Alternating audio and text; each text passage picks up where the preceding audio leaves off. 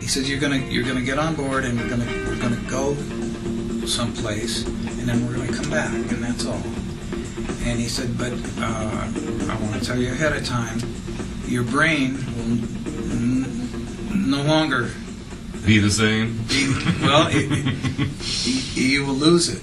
You will, because it won't understand and it won't comprehend what's happening. So use your mind, use your feelings, come from your heart, meditate, go into a focus point, and go to your higher thoughts and feelings. Rather than worrying about what was going to happen. These shutters are opening and shutting and creating all this reality you see around you. It doesn't really exist. It's all spirit. It's all energy. But we're creating this. If you want to give us an intro on how you and Otis Carr came together and what your background was at the time, and bring us up to date. And how you worked with Jacques Cousteau, which is really yeah, fabulous. That's a good place to start. Okay, well, I got out of the service in '54, and when I was in the service, I was stationed on Guam, and they had the Korean outbreak, and they shipped us out in the middle of the night to Korea. And we made the Wonchon landing, and went through that situation, which was kind of unpleasant. I got wounded about 4 times, and had frostbite and so forth. And I became very, very discouraged with the military, totally, because of everything. And I was an objector from the start on killing people, so I'd shoot in the air or whatever. They didn't care much for me. But while I was on Guam, the Marines would fight with the Army, and the Army would fight with the Navy at bars. They'd go out and have fist fights.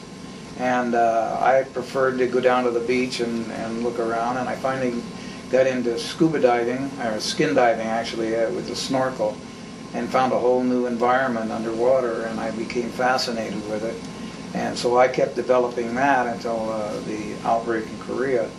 When I got back to the States, I was in heavy weapons. I was in the 3rd Division, 7th Regimental Combat Team, which is nothing more than machine guns, heavy mortars, and big artillery. And that's, even though I had put in for engineering school continuously in my time in the service, they kept putting me back in the infantry.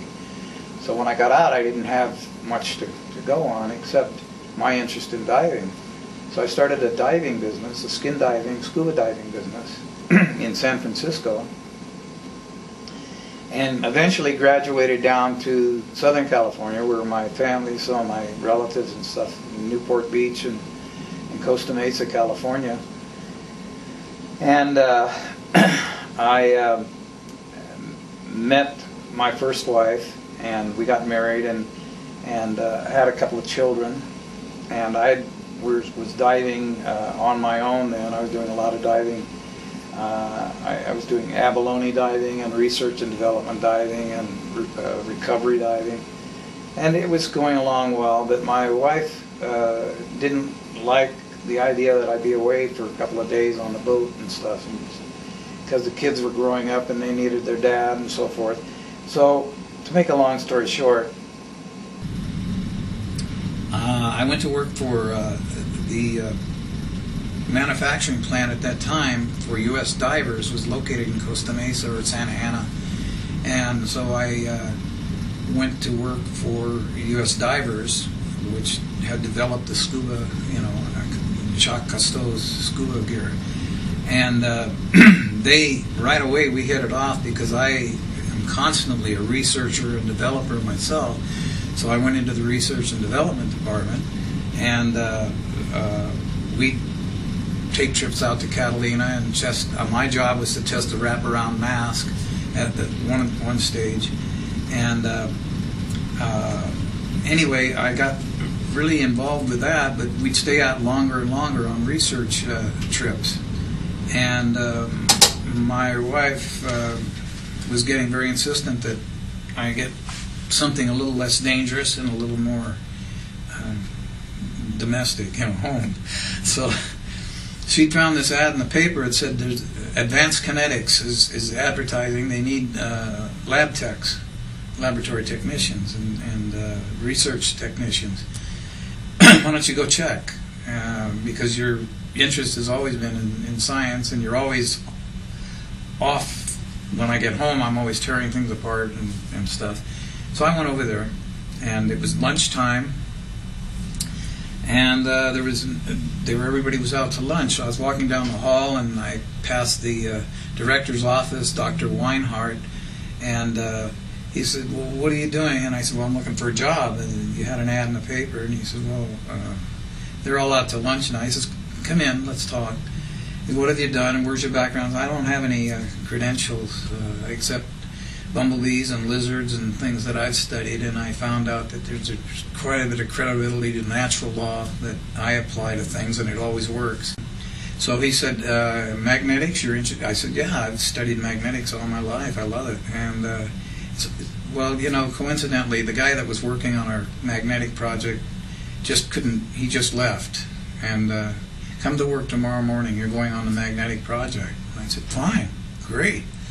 So what it was I had a workbench, and there was a cathode ray tube, firing electrons, and I had an oscilloscope mounted with a camera, high-speed camera, high-speed everything, and through a magnetic field, I was firing these electrons.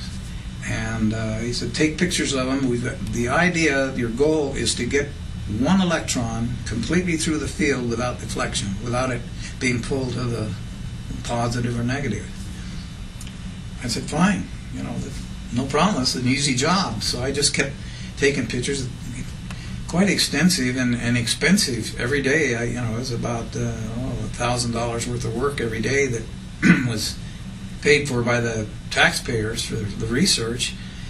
And I started questioning it, and my affiliation with nature told me that they were using force. Brute force. Brute force. And it doesn't work with nature. It doesn't work with the laws of nature. So I said, this is never going to work. I can appreciate this guy leaving. He got fed up, and I was getting there fast. So I went home, and I'd gone to garage sales and collected. I had an audio amplifier. I had a frequency generator. I had different things at home that I tore apart a TV and got a cathode ray. I started the experiment on a small scale in my living room floor, and I set it all up and got everything the way I felt it should work. And instead of forcing the electrons, I pulsed them. I just gave them a pulse, and that's all I did. And they, on their own, started a circular motion. Attracted in their own pattern and how much they wanted to at a precision Yeah, and they went from negative to positive all the way through to the end of the... You're just feeding it back to the source. And I said, my God, that was simple, because the first shot went through, and then I did many, many more, and they all went through without deflection at all. And I said, I'm happy. This is going to give me a raise, maybe. So then the next experiment, on the bench next to me, they were working on levitation. They? Other technicians, other engineers were working. In what department were they working with? Advanced kinetics. The laboratory was huge, and we had different, different workbenches, and they were working on lasers to the moon and levitation. So there was different government interest, of course, involved in some of the projects as well. The government was funding this. This is all government-funded research. Department of the Army. I don't know. Just to get back to your story, though, of so you had developed this pulsing, right. And in the next, you're saying next door? The next bench over, they were working on levitation, and they had these just coils, iron with a copper wiring, and they had steel balls, and they would put them on top and fire it up, and they would levitate the ball for, I think, 4 to 8 minutes, and it would burn the coil out. And they were called igliotrons, I believe is the correct term for them. And they'd have to go to supply and get another one, and get another one. They were burning up 2 or 3 or 4 of these. And they were in those days, that was the 50s, they were like $400 a copy. And they were just, we don't care, we got plenty of them. And they were burning these things up. So the other experiment I did at home was I took a 15-inch woofer speaker that I got out of a garage sale or, I don't know, a sound system somewhere, and I put it just flat on the carpet on my living room floor and attached my audio amplifier to it. And I started experimenting with like acoustical levitation, thinking, well, you know, they're using this force to push up, and they're using a lot of power. I'll try sound waves. I'll try, you know, sympathetic vibrations or whatever. So I fooled around with different objects, and I'd have tentative results. They'd start pulsing and stuff. And then I put a ping pong ball in the center, and I kept fooling, and I think it was 28,000 cycles. I got the ping pong ball to come up. Interesting you mentioned that, because I recall seeing a news clip back in 1989 showing the scientist discovered how to do exactly what you just described. This was back in, what, the 60s or something? In the 50s. 50s, oh God. Pulsing was quite simple, and, you know, it can be done today. It can be duplicated today, I suppose. You know, I never tried it. I didn't think, you know, to go back to it, but it was a very simple operation because you let nature do all the work, and all I did was understand what was happening. So, and the same with the ping pong ball. Once I got it to levitate, I was excited as heck, and my wife said, come to bed, so I went to bed, and the next morning when I woke up, the ping pong ball was still sitting there, just levitating. Levitating. And this was like, I think it was 28,000 cycles. No heat? No heat. No heat. And sound, but sound. It's acoustical sound. That's all it was. Now, was it audible to the human ear as far as the sound that it was above. generating? It's just, I couldn't hear a thing. So you're talking perhaps high frequency level? Or ultra low or ultra high? Yeah, I experimented with different, you know, down in the lower ranges, and nothing seemed to happen. It had bounced and stuff, but when I got up in the UHF, yeah, then magic happened. Then it happened. So I thank my wife for the pushing into that direction, because this is my field. This is what I always wanted to do, and I think we're onto something here, and I can put my 2 cents into to the pot and help humanity do something.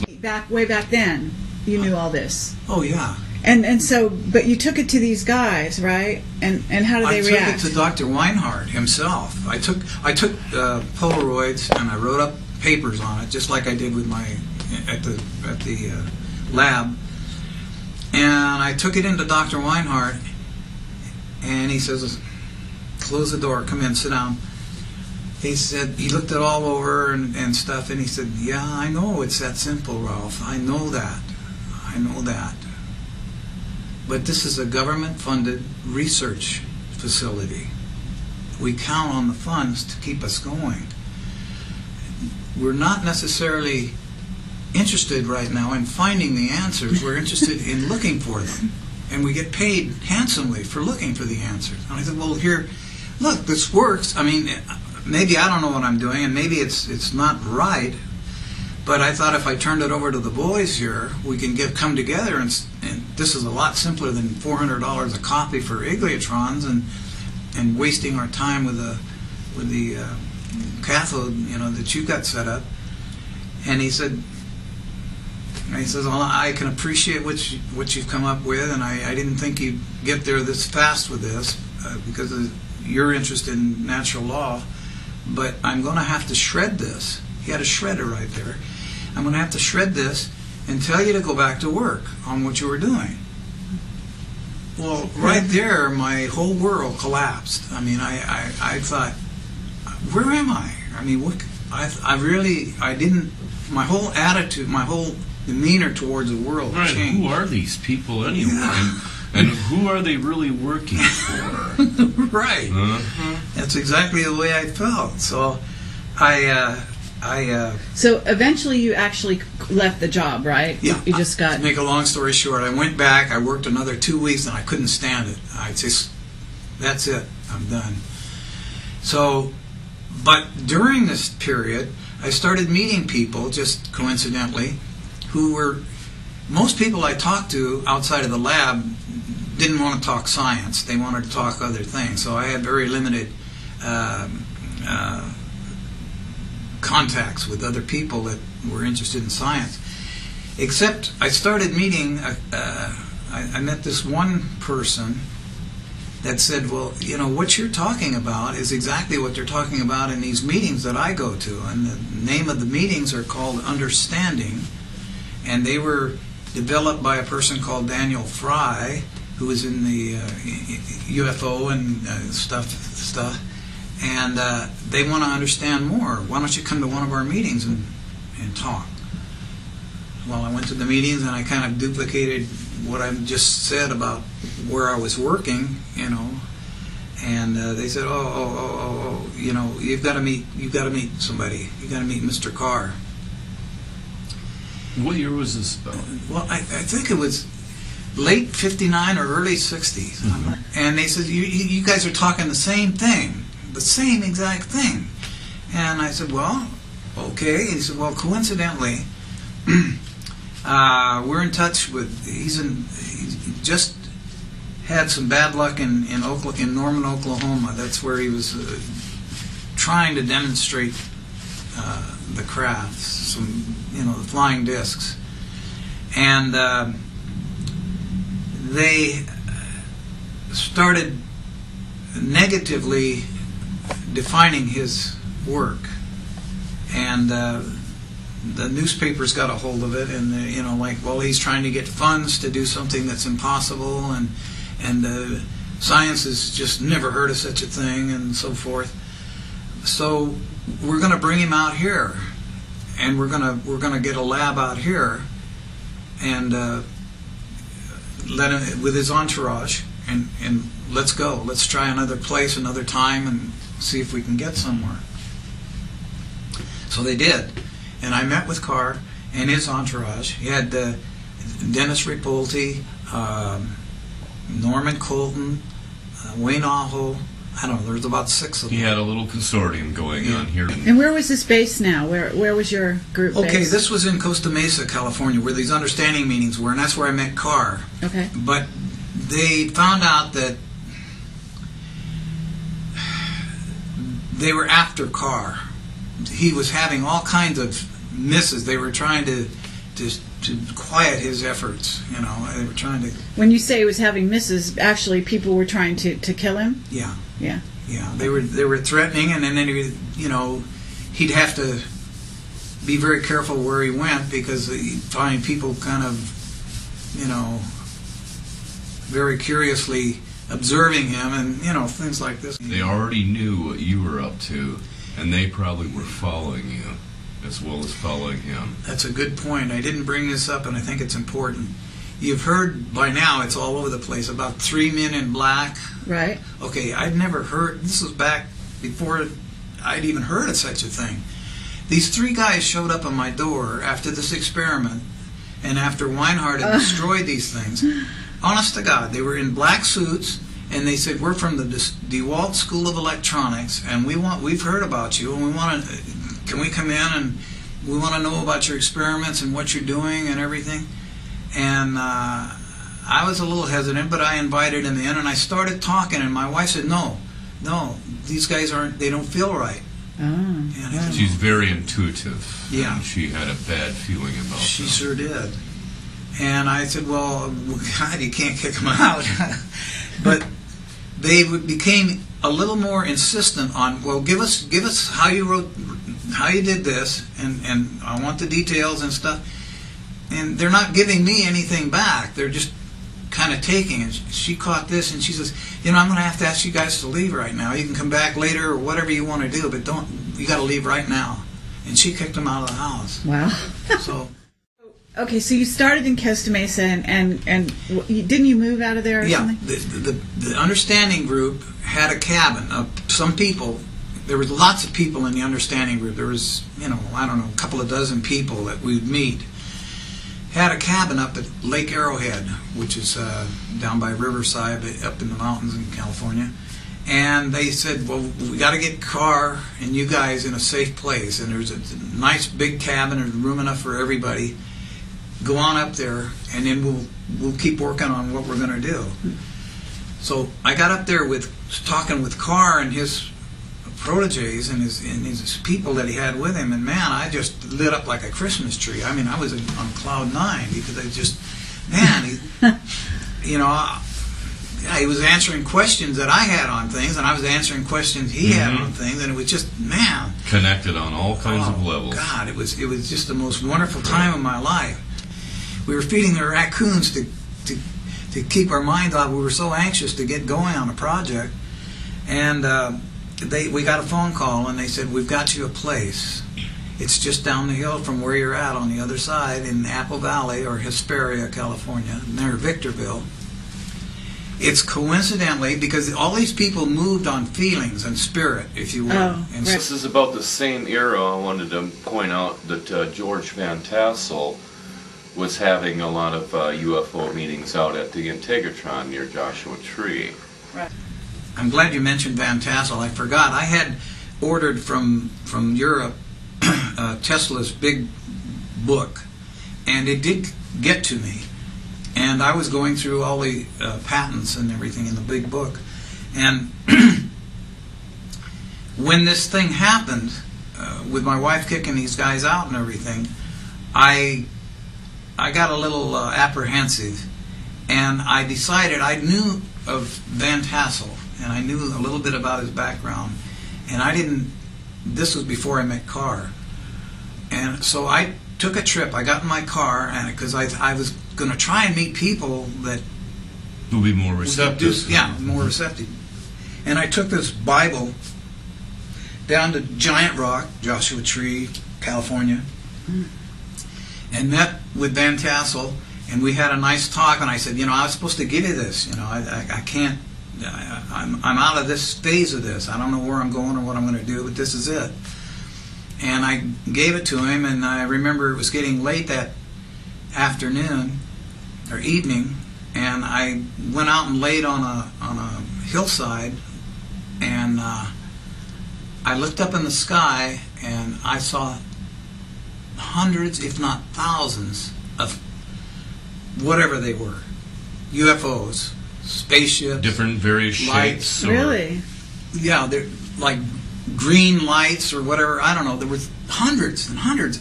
They were coming over, and they'd stop and come down and go up and around.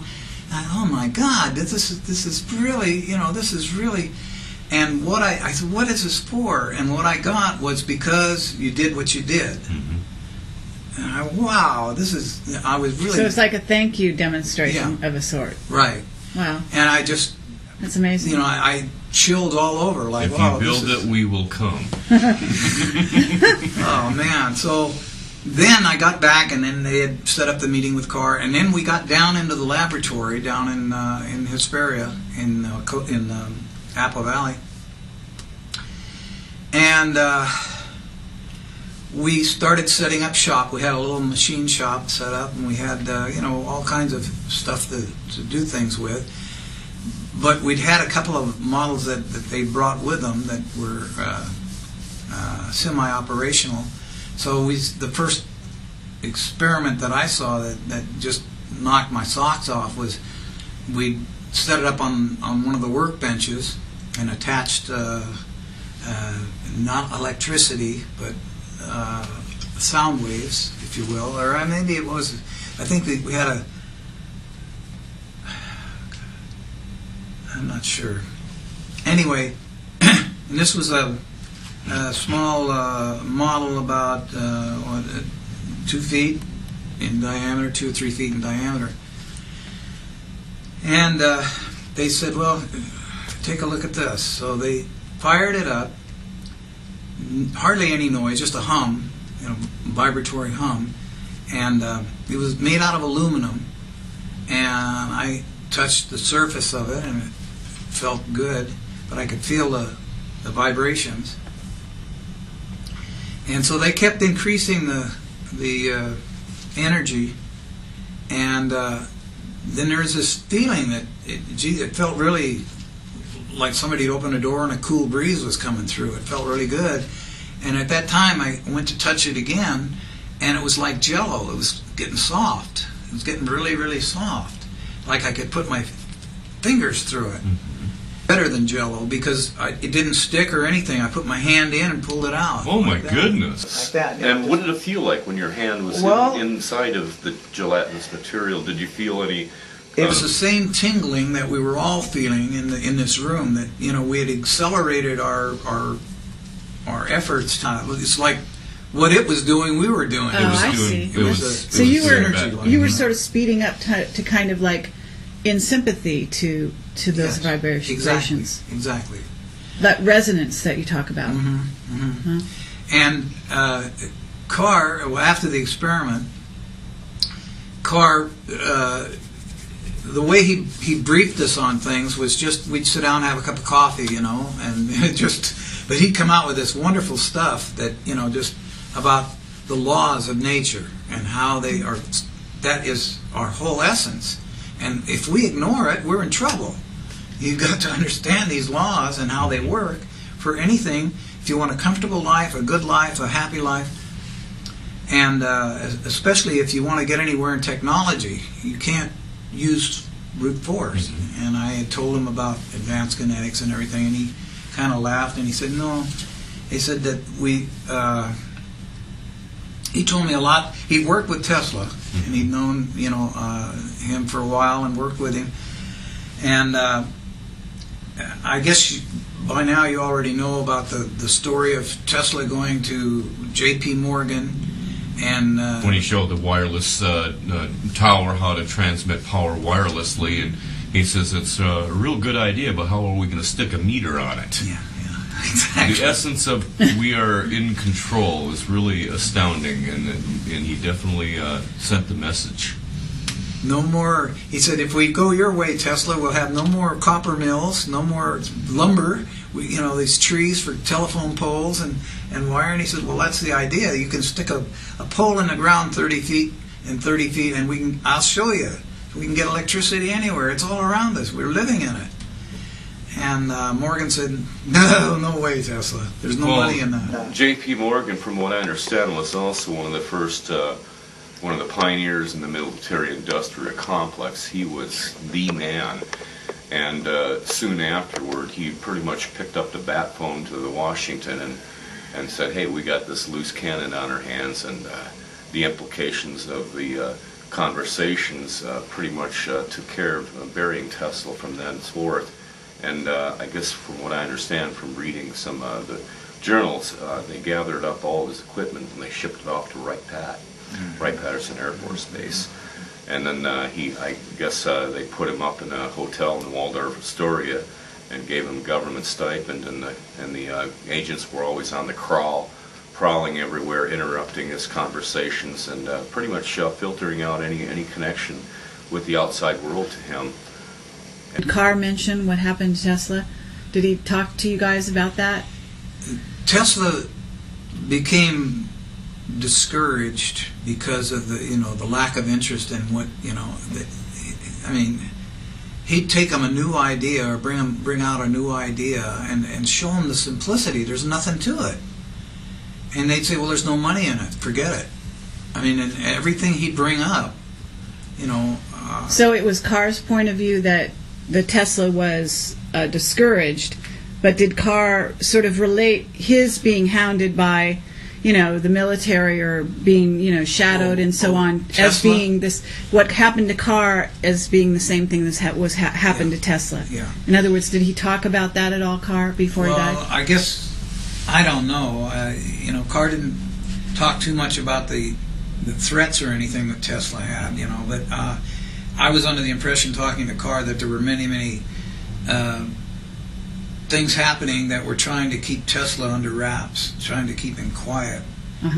And Tesla had told him at one time, he says, I may never make it in this generation to get these ideas out, but this is all just free energy. Free is, you got four elements, the sun, the water, the earth, and the air. They're all free. They have been forever, and they always will be. And we're not using them. We're inventing ways to put meters on them and sell them. They even were selling air at one time, and now they're selling water. And Who would have thought? Yeah. Yeah. So Tesla told him, all this that I'm sharing with you, and he thought Carr was brilliant. He thought that, he was grasping everything that Tesla was telling him, because Carr had been into nature for years himself. He said, if I don't make it, or when I don't make it, he said, I probably won't make it, you take it and pass it on. And if you don't make it, pass it on. But it's going to get worse, because they've already challenged nature. Man, way back there, had challenged nature. And what goes around comes around, natural law. It will come back on them. Basically, Carr did exactly what Tesla asked him to do. Yes. He took it forward. Yeah. In a sense, you are taking forward what Carr... Oh, you bet. What Carr... I mean, you seem to be the person, that's like a descendant of Carr in that line. Am I right? Yeah. Yeah, I would say so. I mean... it's so amazing to me that you're so unknown. Well, there was many reasons for that. Because we would like to actually know why you're so unknown. You know what I mean? Okay, I will tell you. They were all hit and miss, but Carr was always on, and I'd stay up all night. We'd be looking at the stars and talk all night, and never need any sleep. I mean, I'd go to work the next day and just feel pumped up all the time talking to this guy. I mean, he would just, wow. And I said,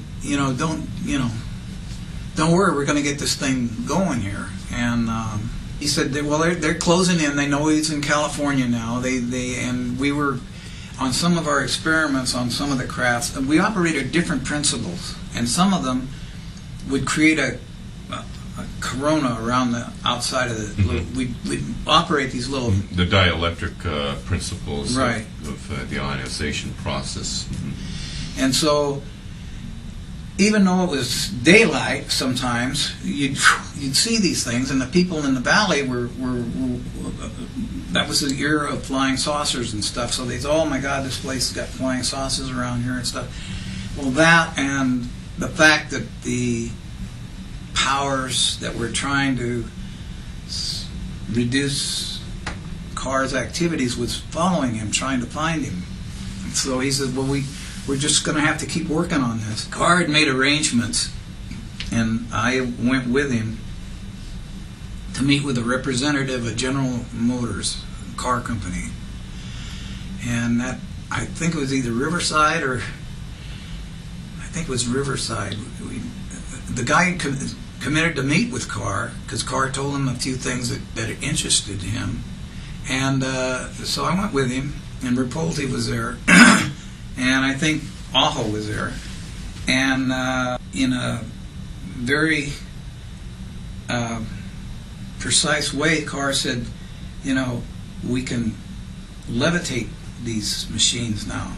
There's no, we're get off the earth. We're killing a lot of animals. We're destroying the plant life. He says, within a year we'll have these things going, and we can start with the automobile. That's obsolete. We can get these things going.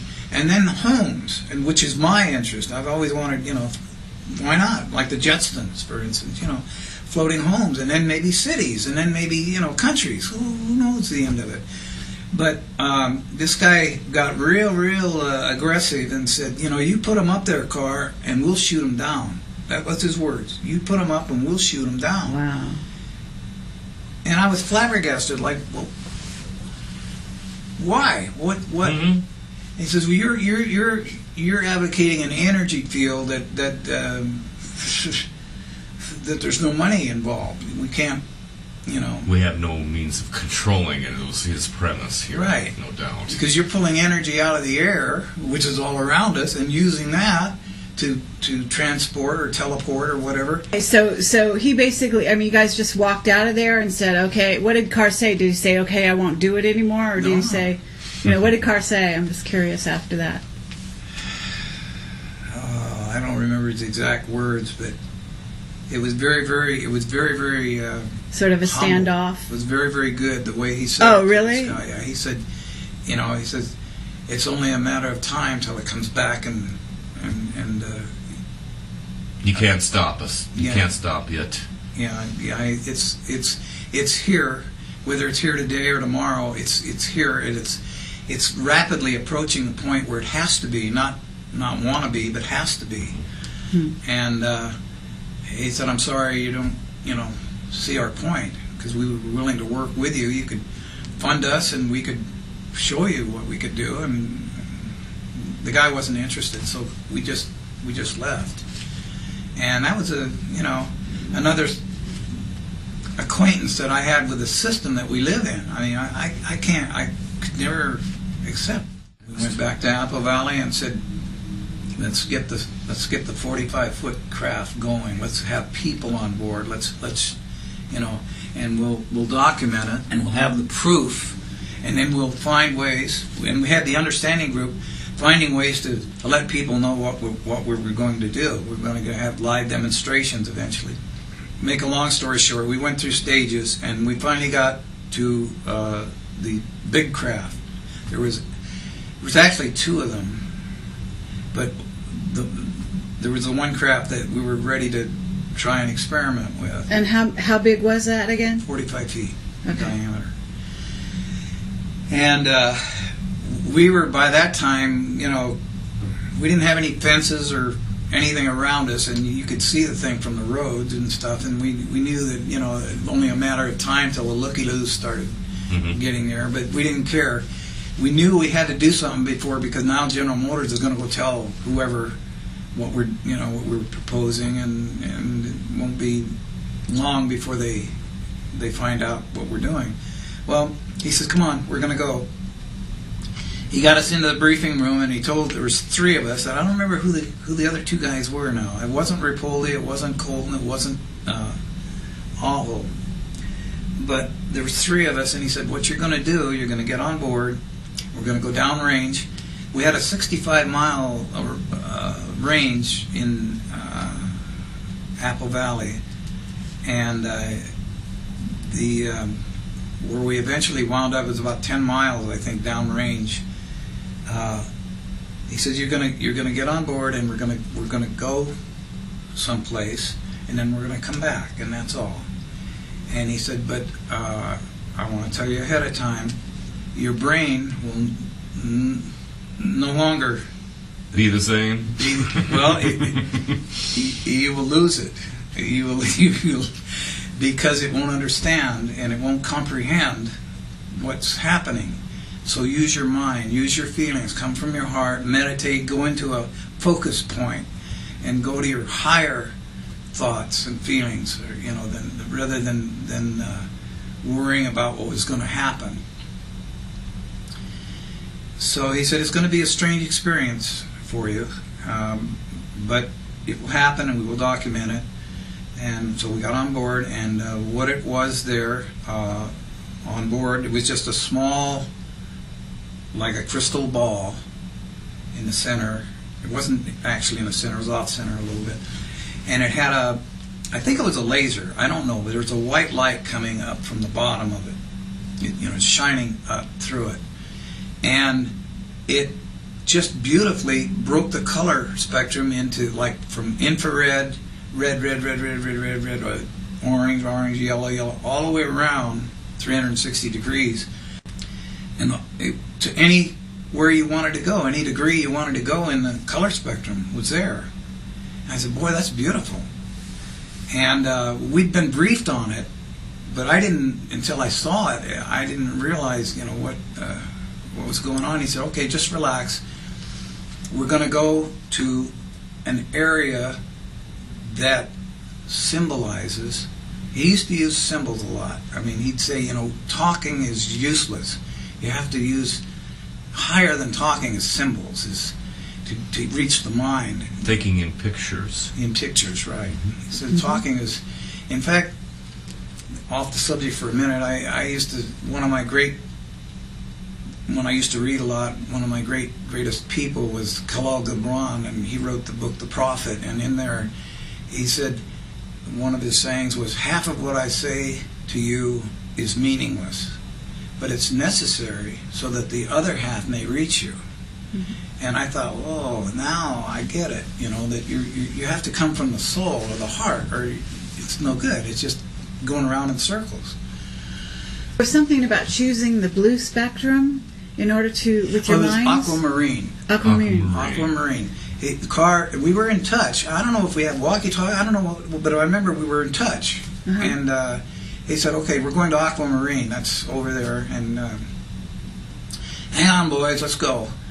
So we sat there, and I'm just doing this from memory. And So you're all collectively focusing the same collective thought, right, on to feed this energy in a center of a focal point, which was this ball. Right.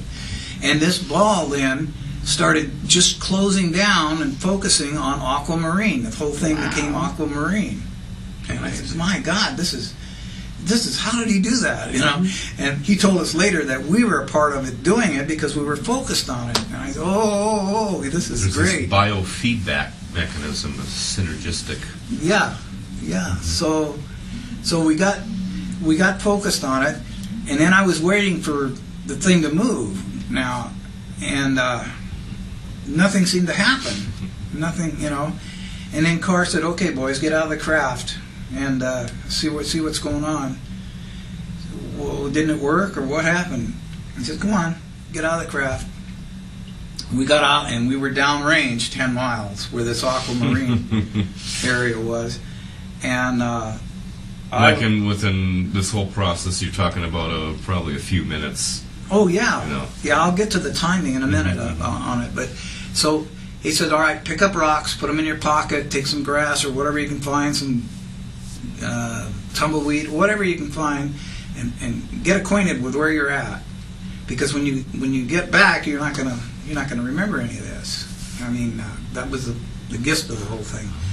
So we did, and we got back on board, and then we were back, and we got out of the craft, went into debriefing, and said, "Well, what happened?" You know, we thought, it didn't work, did it? He said, "You don't think it worked? Check your pockets." And so we checked our pockets, and here's these dang rocks, and I had grass stains, I had everything. I said, "Oh my God!" But did you have You didn't have memory of No this? memory. Oh, amazing! No memory. Your memory was right. No memory at all. I remembered later being there and picking up the rocks, but then it was just like Like it was a dream or something. Yeah, like it was a dream. Exactly. Like you advance your imagination to a point, and then you'd forget about it. Wow. And so I thought this was the most incredible experience I've ever had. And he said, no, it's simple. Your brain is there to operate your body. You're in a vessel here. It's an illusionary vessel that people don't realize, because we're creating it in microseconds. From 1 second to the other, these shutters are opening and shutting and creating all this reality you see around you. It doesn't really exist. It's all spirit. It's all energy. But we're creating this. And he was blowing us away, and he said, but your brain has a capacity limit. It goes to a certain point of its responsibility, and unless it's in touch with the mind, unless it consents to be in touch with the mind, which the is higher mind, really. Well, yeah, that's the mind of all of us, because we're all one. And unless it gets in touch with that, it doesn't know what's going on. Am I to presume that at that moment that you had that flight of that 10-mile distance, your brain was being stretched like a rubber band, but when you went back faster than the memories of the experience could come back, and your brain could realize it. Yeah, something like that. I don't know, days later or months later, you could remember, like you said, picking up the rocks then. Yeah, but I don't remember any movement whatsoever. I mean, I don't. You don't remember the like craft moving, or you don't move I'm your sitting body here, moving. And the ball turned to Aquamarine, and they said, get out of the craft. We got out, and there was motion there. I don't remember too much of that, but I remember it being outside. And then I guess we got back in and back to the base. But to us, it was at least 15 minutes. Normal time. Normal time, yeah. I figured, we'd be gone about 15 minutes. So there's a time variation Yeah. going on here. So And Carr explained it. He said, like Well, it's simple. People don't realize that man, in a sense, created time. Time doesn't exist in essence. It does when we create it, and we have a beginning and an end to something. We call that time. But it says, in a greater reality, there is no time. And what? That's like the eternal now. Yeah, and that we pegged it at 15 minutes, and just a few seconds. He says he just went outside and back in time. I mean, it's just what you call it, what you created, is what it is. And since then, I've had experiences that have told me that just don't talk about it to anybody, because it doesn't. Most people are not interested because they're tied up with the creature comforts and so forth.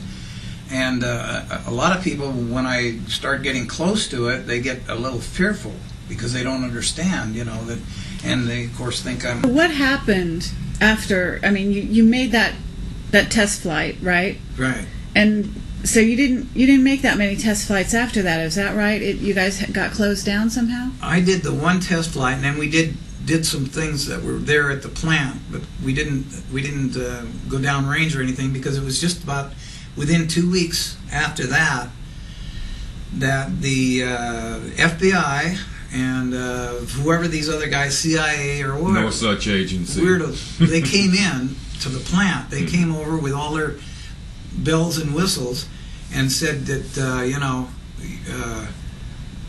you're shutting down right now. And we asked why, and they said, well, because of your threat to overthrow the monetary system of the United States of America. That was their ploy. That was their. And the issues of national security and what have you. Mm-hmm. And we're confiscating everything. And they went into the offices, and they went into the lab, and they started just confiscating everything. And then they briefed us, or debriefed us, yes, and told us, in essence, this is you guys are wrong. You're attempting to overthrow the monetary system, and this is what we're going to do to you if you don't cooperate. That was it. Sign here, here, and here. Well, did they have you sign something? No, I didn't. I don't remember signing anything. And what about Carr? Yeah, they might have had him. He got really, really. His health started going fast after that happened, and I don't know. So I don't know. So you were working on this night and day, pretty much at that point. Right. So you guys disbanded based on these people coming in. Yeah, and they said you're no longer allowed to. On no uncertain terms. No uncertain you will terms. Cease and desist. We're watching you. And so what did you do then? What did you do? Did you just go home and did you try to work in secret at all at that point, or anything like that? I tried to do it on my own, which I found out you